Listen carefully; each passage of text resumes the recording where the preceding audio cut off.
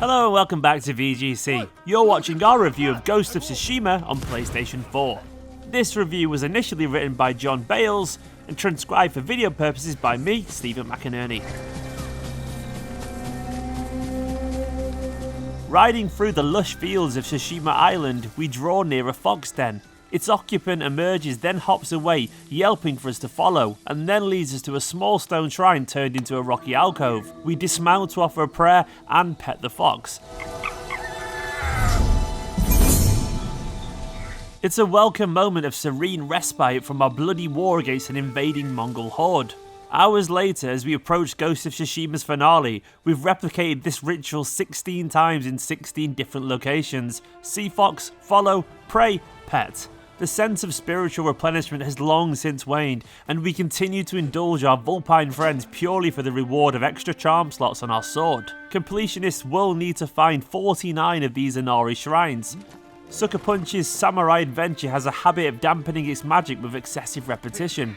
Each new experience in the game's open world is accompanied by notification that we'll encounter carbon copies throughout the journey. Menus include a collections page in which sites such as hot springs, mountain shrines, lighthouses and haiku spots, as well as objects from military banners to scrolls and caged crickets are arranged in neat boxes, ready to be catalogued and counted. Most of these activities do serve a practical purpose, bolstering supplies of tradable goods, feeding into upgrade trees or increasing wardrobe options. But many of them aren't really things to do so much as things to look out for, deposited into the countryside at regular intervals for want of the creative discovery in a game like Breath of the Wild. This overkill of stuff feels doubly incongruous in a setting that exudes the pensive ambience of classic samurai films.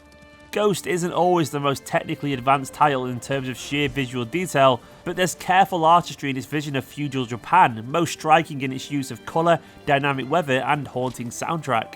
As the sun sets behind a golden forest carpeted in crimson flowers, or fireflies dance above the swaying pampas grass to a wistful flute melody, quest markers and shopping list objectives feel like crass digital noise. When we take their life, we look them in the eye with courage and respect. This is what makes us samurai. Narratively, too, attractive foundations are compromised by some robotic design. Ghost cleverly weaves its lore around folklore and whispered reputations as lone samurai Jin seeks to form a gang of misfit warriors to strike back against the occupying Mongols. The tales of these individuals play out alongside incidental encounters with oppressed villagers, or legends of powerful relics recounted by travelling musicians, while Jin's own legacy is shaped as he abandons his samurai code to become the island's terrifying saviour. Yet the content of side quests quickly falls into predictable patterns. Bouts of directed travel, suspect trailing or footprint tracking invariably wrap up with minor skirmishes or settlement infiltrations. They're not so much a fresh alternative to the grand plans and battles of main missions as malnourished imitations. It's certainly all quite painless, as navigating these tasks is unfussy and intuitive, but that's in part because Sucker Punch often chooses easy familiarity over surprise. Other open world games have overcome similar shortcomings through the rich texture of their lore and locations.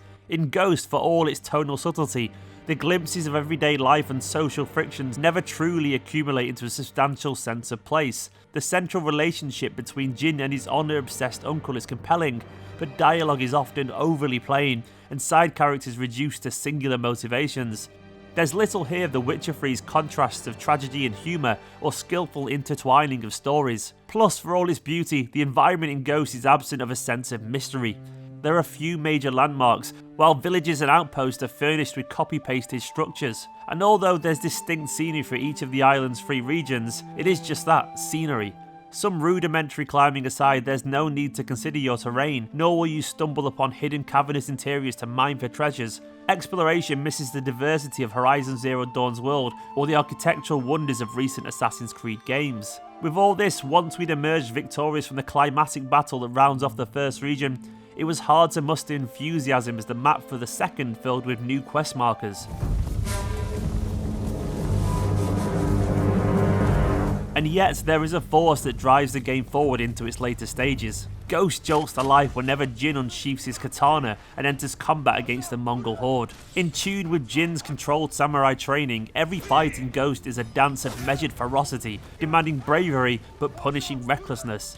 Last second parries are rewarded with instant kill ripostes, retaining perfect poise before sweeping fluidly into the next precise slash or stance shift. Vanquished foes are left standing, momentarily unaware of their own demise before slumping in your wake. With determination, a few key ability upgrades, and some dishonourable backup tools like kunai and smoke bombs, it's possible to carve through whole squads unscathed. If you're feeling confident, you'll call out your enemy upon approaching their settlement, executing their champion with a single swing before methodically isolating and dispatching the rest. Later in the game, as your reputation precedes you, a string of lethal strikes can send waves of panic through enemy ranks, adding to an already exquisite sense of performance feedback. There are frustrations, as the lack of lock-on and automatic camera rotation can make it difficult to target specific opponents or keep them in view.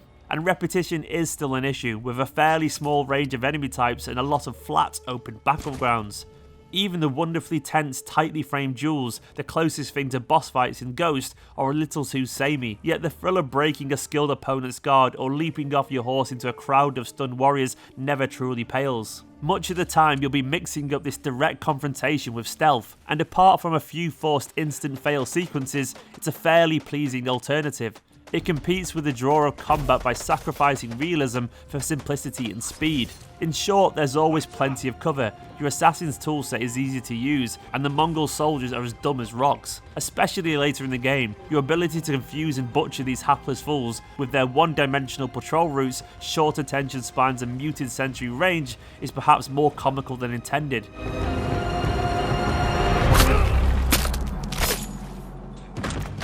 Yet, despite lacking the sophistication of Metal Gear Solid 5's sandboxes, it works to encourage mischief and enable swift transitions between covert and overt death dealing. Ultimately, the comparisons with other games in this review combine to tell their own story. The open world action genre has moved on dramatically since Sucker Punch released infamous Second Son in 2014, with the bar for environmental design, narrative delivery, meaningful exploration and emergent encounters now significantly raised. While the studio has clearly studied this recent history and incorporates many of its lessons, Ghost remains weighed down by the genre's most perfunctory tropes. The combat almost lifts the whole experience, and the luscious expanses of wilderness are frequently wondrous, but the game needs something more engaging to frame that action and fill that space. No quantity of foxes can compensate for that.